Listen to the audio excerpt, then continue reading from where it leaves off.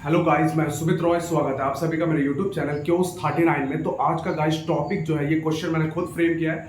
ये क्वेश्चन काफी इंटरेस्टिंग होने वाला है, तो बिना किसी समय को गवाए शुरू करते हैं आज का टॉपिक। तो यहाँ पर अगर मैं बात करता हूँ आपसे, तो 2 के बारे में और 1 के बारे में देखते हैं। तो यहाँ पर अगर मैं 1 की बात करूंगा, तो 1 को 1 टाइम ऐड करने पर और 1 को 1 टाइम्स मल्टीप्लाई करने पर आंसर जो है वो इक्वल आता है।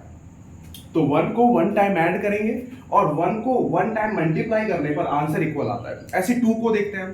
तो यहां पर अगर 2 की बात करूं, तो 2 को 2 टाइम्स ऐड करने पर, 2 को 2 टाइम्स मल्टीप्लाई करने पर आंसर जो है वो इक्वल आता है।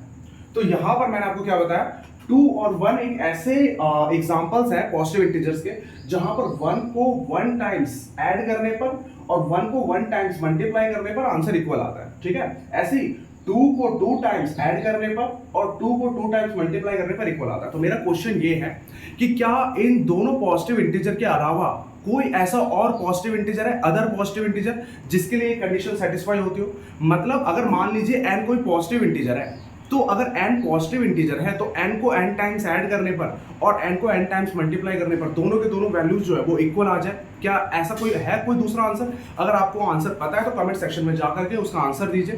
तब तक के लिए अगर मैं बात करूं तो इसका सॉल्यूशन को मैं बताता हूं आपको।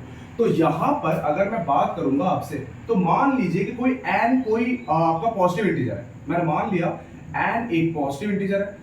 अब यहां पर अगर मैं n को n टाइम्स ऐड करता हूं, तो n प्लस n टाइम्स मैंने ऐड किया।